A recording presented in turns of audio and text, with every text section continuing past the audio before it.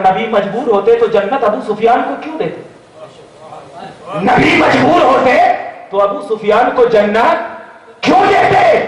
ابو سفیان کو نبی نے جنت دے کر تمام دنیا والوں کو یہ بتا دیا کہ نبی مجبور نہیں، نبی مختار کل ہے، نبی مختار کل ہے۔ بعض لوگ اعتراض کرتے ہیں ایک حدیث کی بنیاد پر کہ اگر نبی کو اختیار ہوتا تو حضرت فاطمہ کو نبی یہ نہیں کہتے اے فاطمہ تجھے میں بھی نہیں بچا سکتا جہنم میں جانے سے۔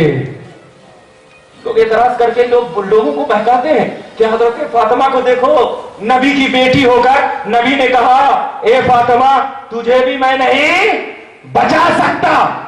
تو میں اس کا جواب بہت پیارے انداز میں دیتا ہوں، یہ کپڑا ہے، نبی کے جسم سے لگ گیا جہنم کی آگ حرام ہے۔ حدیث کہتی ہے بھائی، بخاری کی حدیث کہتی ہے کہ نبی کے جسم سے جو کپڑا لگ جائے اس پہ جہنم کی آگ حرام۔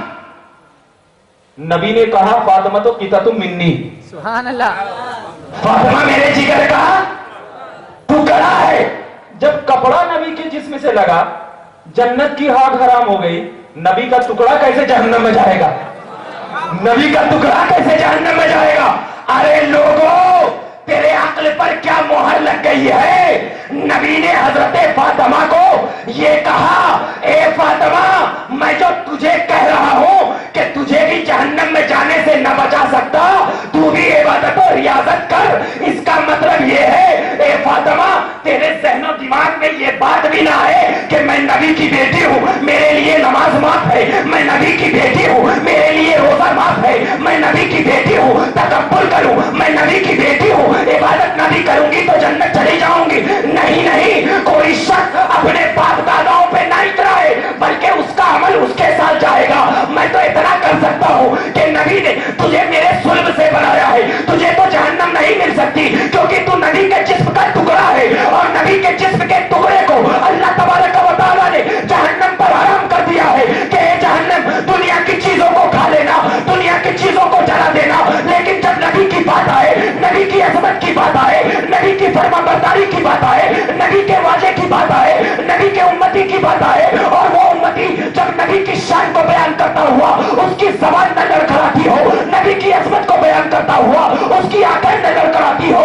نبی کے دل میں اپنی محبت کو پھنسا لیتا ہو، نبی کی عظمت میں اپنے آپ کو قربان کر دیتا ہو، نبی کی نگاہوں کو اپنی نگاہ بنا کر قرآن کی تعلیم دیتا ہو، نبی کی تعلیم کو اپنی تعلیم سمجھ کر لوگوں میں عام کر دیتا ہو، تو میں گواہی دیتا ہوں کہ جس طرح نبی نے اپنے جسم کے ٹکڑے کو حضرت فاطمہ کے لیے کہا تھا کہ یہ فاطمہ میرے جسم کا ٹکڑا ہے جہنم کی آگ نہیں بچا سکتی، اسی طرح نبی نے کہا کہ العالم ورثۃ الانبیاء، عالم بھی نبی کے وارث ہوا کرتے ہیں، عالم بھی نبی کے دین پر چلنے والے ہوا کرتے ہیں، عالم بھی نبی کی عظمت کو اپنے سینوں میں بسا لیا کرتے ہیں۔ تو جب ایک ٹکڑے کو نبی پاک نے یہ عظمت دے دیا کہ اسے جہنم کی آگ نہیں بچا سکتی، تو ایک عالم جب نبی کی تعلیم، نبی کی عظمت، نبی کے اختیار، نبی کے معجزات، نبی کے کمالات، نبی کی تمام خوبیوں کو بسا کر جب تعلیم مصطفیٰ کو اس غازی ملت کی کالونی میں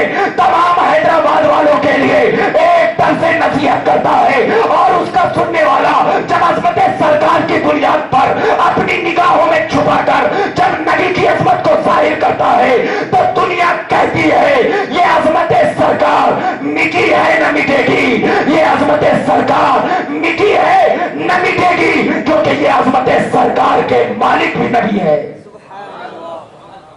تو آپ کو بتاتا چلو کہ نبی کیسے اختیار والے۔ بہکانا کسی عام انسانوں کو لے کر نہیں بہکاتے۔ ایک تو یہ بولتے ہیں کہ اگر نبی کو اختیار ہوتا تو حضرت فاطمہ، اس کا جواب تو مل گیا نا۔ دوسرا یہ اختیار بولتے ہیں، میں اس سے پہلے کے جلسے میں بھی بتا چکا ہوں، دوسرا یہ اختیار بولتے ہیں کہ اگر نبی کو اختیار ہوتا تو ابو طالب کو ایمان والا کیوں نہیں بناتے؟ ابو طالب کو ایمان والا، یہ دو ہی اعتراض ہیں ان کے پاس۔ اگر یہ دو اعتراض کا جواب دے دیے نا، چپ چاپ سے بیٹھیں گے چلے جائیں۔ میں آپ کو بتا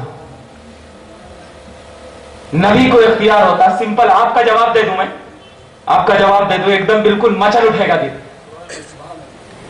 کیونکہ علمی بحث کرنا بہت طویل ہے. میں آپ کا جواب دوں گا، کبھی انشاءاللہ موقع ملے گا تو علمی جواب دوں. کہتے کیا ہے؟ اگر نبی کو اختیار ہوتا تو ابو طالب کو ایمان والا کیوں نہیں بنایا؟ چچا محبت کرتے. آپ کو معلوم ہے کہ ابلیس 6000 برس تک اللہ کی عبادت کیا تھا نا. فرشتوں کا سردار، یہ فرشتوں کے درمیان تعلیم دیا کرتا تھا، جھولے پر بیٹھ کر فرشتوں کے درمیان علم سکھایا کرتا تھا. لیکن اللہ تبارک و تعالی نے ابلیس کو کہا سجدہ کر، سجدہ کر، تو سجدے سے انکار کر دیا، مردود بارگاہ ہو گیا. اب میں آپ کو بتاتا ہوں، جس طرح عام لوگ کہتے ہیں کہ اگر نبی کو اختیار ہوتا تو ابو طالب کو ایمان والا کیوں نہیں بناتے، تو میں ان کو اعتراض کر سکتا ہوں کہ اگر اللہ کو اختیار ہوتا تو ابلیس کو ایمان والا کیوں نہیں بنایا؟ ابلیس کو ایمان والا کیوں نہیں بنایا؟ اے لوگوں سنو، وہاں پر اللہ کی قدرت نے کہا کہ ابلیس تعظیم نبی سے انکار کر گیا تو یہ جھکنے کے لیے تیار نہیں، اور یہ جو تعظیم مصطفیٰ کے لیے انکار کر رہا ہے یہ اٹھنے کے لیے تیار نہیں ہے. تو جو جھکنے کے لیے تیار نہیں اس کے لیے بھی جہنم کا دروازہ کھول دو، اور جو اٹھنے کے لیے تیار نہیں ہے اس کے لیے بھی جہنم کا دروازہ کھول دو، تاکہ معلوم ہو جائے کہ یہ ابلیسی ہے. ابلیس جو تھا جھکنے کے لیے تیار نہیں تھا، اور یہ ابلیسی ہے تعظیم نبی میں اٹھنے کے لیے تیار نہیں ہے. اور ہم سنی ہیں، کبھی جھکتے بھی ہیں اور کبھی اٹھتے بھی ہیں. اسی بنیاد پر میں آپ کو بتاتا چلوں نبی کی عظمت. ارے کون ہے جو نبی کی عظمت بیان کرے؟ کون ہے؟ نبی پاک صلی اللہ علیہ وسلم ہے، مکہ کی سرزمین ہے، تشریف فرما ہے. 4 پرندے اللہ کے نبی کی بارگاہ میں آئے. 4 پرندے اللہ کے نبی صلی اللہ علیہ وسلم کے سامنے بیٹھ گئے، اور اس میں سے ایک کبوتر بھی تھا. ہانپتے ہوئے نبی کی بارگاہ میں آئے. اللہ کے نبی کے، میں تو کہتا ہوں اللہ کے نبی کے چہرے کو جیسے ہی کبوتر نے دیکھا اللہ نے زبان دے دی کبوتر کو. تو میں آپ کو، جس نبی کے چہرے میں اتنا اختیار، کبوتر کو زبان آ جائے، کیونکہ کبوتر اپنا دل کا دروازہ کھولے ہوئے تھا، زبان دیا. نبی نے پوچھا اے کبوتر کیوں اتنا ڈر رہی ہو؟ اللہ کے نبی صلی اللہ علیہ وسلم کو اس کبوتر نے فریاد کیا، یا رسول اللہ میرے پیچھے ایک چیل لگا ہوا ہے جو مجھے کھانا چاہتا ہے. کہا اسی بات ہے، آنے دو. اللہ اکبر کبیرہ. نبی کے سامنے کبوتر بیٹھی ہوئی ہے. کبوتر کو بھی یقین ہے کہ میرا مصطفیٰ میری جان بچا سکتا ہے، اور آج کے کبوتروں کو یہ یقین نہیں کہ میرا مصطفیٰ میری جان بچا سکتا ہے. تو اس سے تو بہتر وہی ہے، اے کبوتر تجھے تو میرے سرکار نے ایسی عظمت دیا کہ لوگ تجھے عزت کی نگاہ سے دیکھتے ہیں، عزت کی نگاہ سے. چیل بھی دوڑے دوڑے آیا، کہا یا رسول اللہ اگر میں اس کبوتر کو نہ کھایا تو میں بھوکا رہ جاؤں. اللہ اکبر. ادھر کبوتر فریاد کر رہی ہے میں اگر مر گئی تو میرا بچہ یتیم ہو جائے گا. ادھر چیل فریاد کر رہا ہے یا رسول اللہ اگر میں کبوتر کو نہ کھایا تو میں بھوکا رہ جاؤں گا. اور نبی تو وہ ہے جس کے لیے اللہ کہتا ہے وَأَمَّا السَّائِلَ فَلَا تَنْهَرْ، اے محبوب تیری بارگاہ میں جو جو بھی آئے گا تو اسے کبھی چھڑکنا نہیں، عطا کرتے جانا، کیونکہ تیرے خزانے میں نے کوئی کمی نہیں رکھی ہے. تیرے خزانے میں کمی نہیں رکھی ہے. کمی تو اس کو ہو جس کے خزانے میں ختم ہونے کا خدشہ ہو. اے مصطفیٰ واللہ یوتی، اللہ تجھے خزانے کو بھرتا جائے گا اور تو بانٹتا جانا. اب میرے مصطفیٰ رحمت للعالمین ہے. اب کبوتر کا بھی خیال، چیل کا بھی خیال. اب نبی پاک صلی اللہ علیہ وسلم نے چیل کو کہا اے چیل تو میری نگاہوں میں دیکھ. اس چیل میرے مصطفیٰ کی نگاہوں میں دیکھتا گیا. تاریخ گواہ ہے، تاریخ ابن ہشام گواہ ہے کہ وہ چیل جب میرے مصطفیٰ کی نگاہوں میں دیکھتا گیا تو چیل کہتا ہے یا رسول اللہ جب میں نے آپ کی آنکھوں میں اپنی آنکھ کو دیکھا تو میرا پیٹ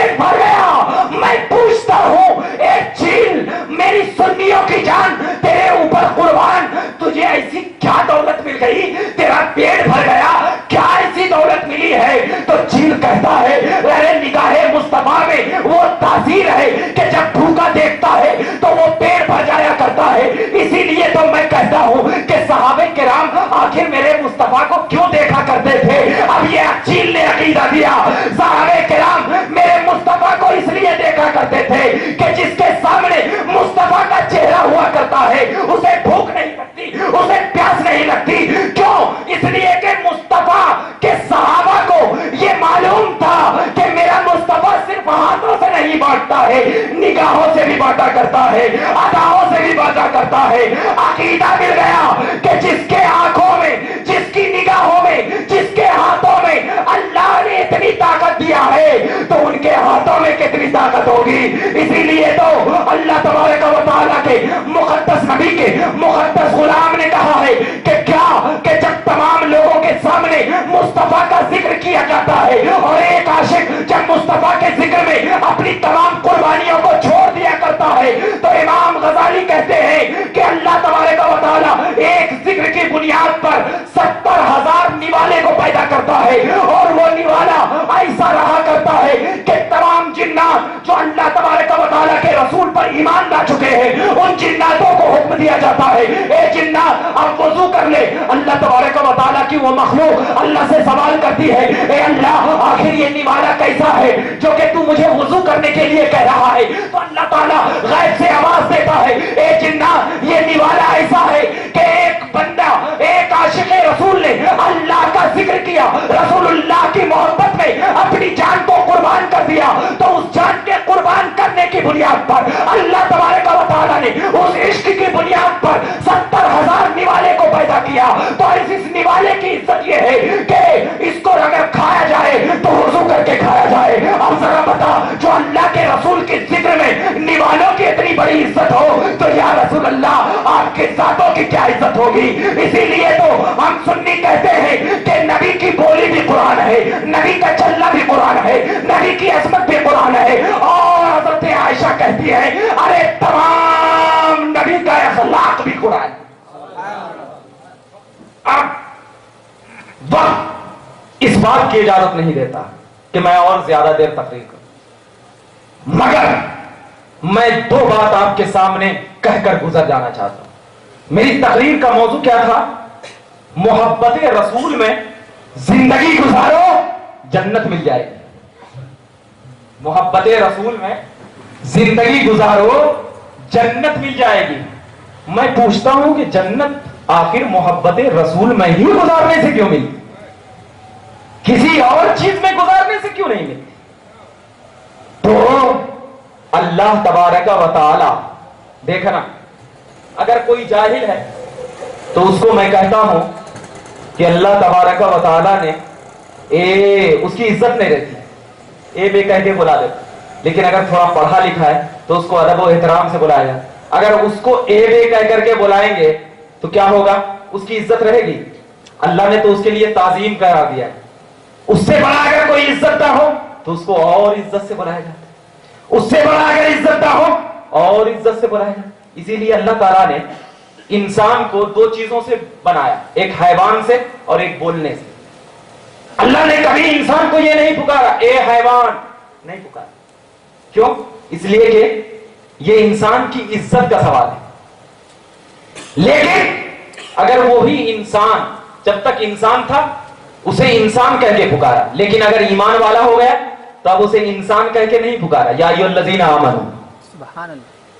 اب وہی انسان جب اللہ تبارک و تعالیٰ کی رضا میں, عطا میں تمام چیزوں کو قربان کر دیا, عصمت پیدا ہو گئی, تو اب اس کو یا ایھا الذین آمنوا کہہ کر نہیں پکارا, یا ایھا النبی.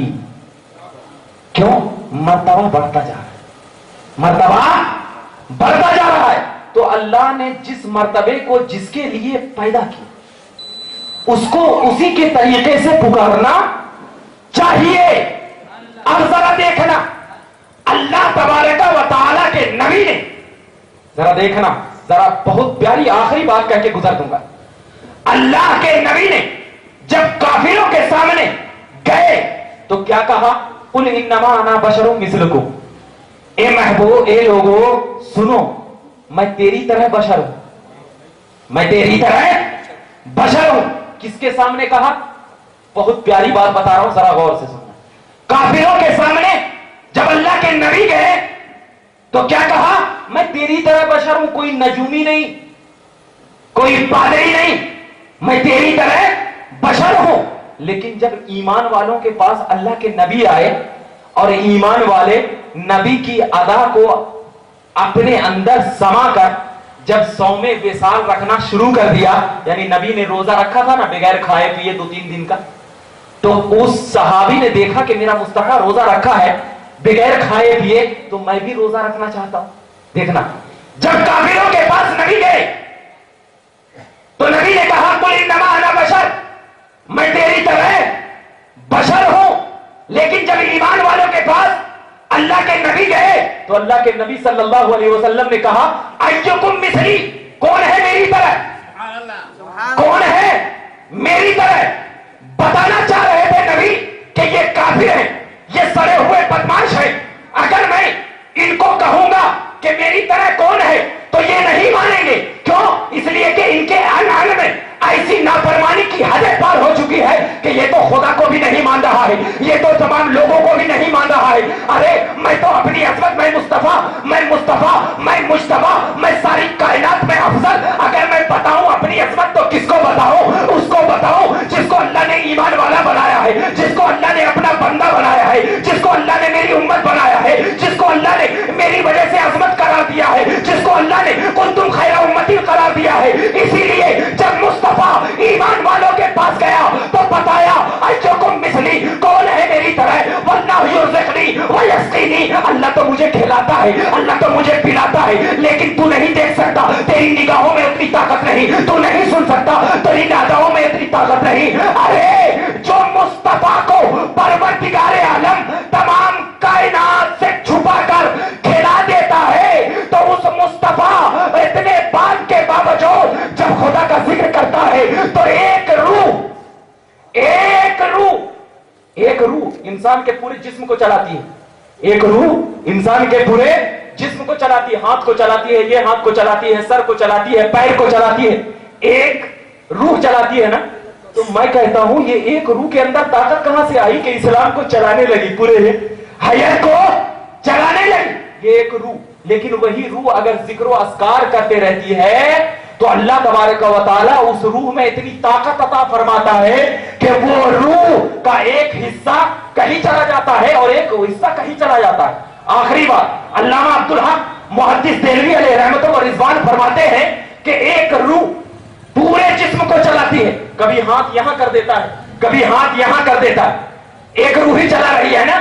حالانکہ یہ روح میں کوئی طاقت نہیں، ہمارے جسم میں کوئی طاقت نہیں. تو علامہ عبدالحق محدث دہلوی فرماتے ہیں کہ آپ کو معلوم ہونا چاہیے کہ اولیاء کرام کا جو قصہ ہوا کرتا ہے کہ ایک پہاڑ کو وہاں پہ ڈال دیا اور ایک پہاڑ کو وہاں ڈال دیا، تو اس کا مطلب یہ ہے کہ ان اولیاء کرام اپنی روح کو ذکر و اذکار میں اتنا بلند کر دیتے ہیں کہ وہ روح کے اندر اتنی طاقت ہوا کرتی ہے کہ اولیاء کرام اس پہاڑ کو اٹھا کر کے وہاں ڈال سکتے ہیں اور اس پہاڑ کو اٹھا کر وہاں ڈال سکتے ہیں. اور ان کا ڈالنا ایسا ہی ہوا کرتا ہے جیسے ایک ہاتھ کو اٹھا کر یہاں پہ ڈال دیا جائے اور ایک ہاتھ کو اٹھا کر یہاں پہ ڈال دیا جائے. عقیدہ مل گیا کہ جب ایک ولی اپنی روح کو عبادت اور ریاضت کی بنیاد پر اتنی طاقتور، اتنا پاورفل بنا کر کے ایک پہاڑ کو اٹھا کر اس طرف ڈال سکتا ہے اور اس پہاڑ کو اٹھا کر اس طرف ڈال سکتا ہے. یا رسول اللہ، آپ کی تو روح پر فرشتوں نے سلام کیا تھا، آپ کی تو روح کو اللہ نے 7 مرتبہ ہمیں زمزم سے دھویا تھا، علم و حکمت کا دروازہ آپ کو کھول کر علم و حکمت بھرا تھا. آپ کی روح کتنی طاقتور ہوگی، اگر آپ چاند کے 2 ٹکڑے کرے تو یہ معجزہ ہے، فرشتوں آپ کو سجدہ کرے یہ معجزہ ہے، اور سورج کے پلٹا ہے یہ معجزہ ہے، پہاڑ کو چکنا چور کر دے یہ معجزہ ہے. کیوں؟ میرے مصطفیٰ میں پروردگار عالم نے کائنات کے تمام ذروں سے زیادہ ایسی روح کو طاقتور بنایا ہے کہ مصطفیٰ مکہ میں رہ کر ملک شام کی مدد کر سکتا ہے، مکہ میں رہ रहकर हैदराबाद के लोगों की फरियाद सुन सकता है, मक्का व मदीना में रहकर तमाम लोगों की फरियाद सुन सकता है। इसी से मसला हाजिर नाजिर का भी मामला सलट गया। क्यों? इसलिए कि जब एक रूह हटकर दूसरी जगह जा सकती है तो मेरे मुस्तफा की जात में तो रूह तकवीयत है, वो मुस्तफा की जात मीलादुन नबी में क्यों नहीं आ सकती? इसीलिए हम तमाम लोग ये दर्श देते हैं कि अल्लाह ने फरमाया इन्ना आतैना कल कौसर, ए महबूब हमने तमाम चीजें आपको अता कर दिया है और ऐसा अता किया है कि आप मदीना में बैठकर मुल्क शाम के लोगों का नजारा करें, मदीना में बैठकर हैदराबाद के लोगों का नजारा करें और दुनिया को बता दें कि मुस्तफा की जात में ऐसी जात है कि अब वो जब कलम उठाती है तो कहती है वही आशिक रसूल की एक निगाह ने नबी पाक की अजमत में अपनी तमाम चीजों को कुर्बान कर दिया तो दुनिया उसे अहमद रजा कहने लगी और ऐसी अहमद रजा कही कि ये रजा के रेजे की मार है, कि अदू के सीने में वार है, ये वार से पार है। और जब अजमत रजा ने मोहम्मद अरबी की मोहब्बत को जब नजदीयत के किले में ऐसा गाड़ दिया तो दुनिया कहेगी ये किलके रजा है खंजरे खूखार बरकबार, आधा से कह दो खैर मनाए नशर करे। ये रजा को किसी अजमत की वजह से नहीं मिली तकवीयत, ये सिर्फ गुलामी मुस्तफा का सदका है कि रजा ने अपने आप को गुलामी मुस्तफा में बेच दिया और कह दिया कि जब तक बिके न थे तो कोई पूछता न था, या रसूल अल्लाह तूने मुझे खरीद के अनमोल कर दिया। वाह दावाना अल्हम्दुलिल्लाह रब्बिल आलमीन।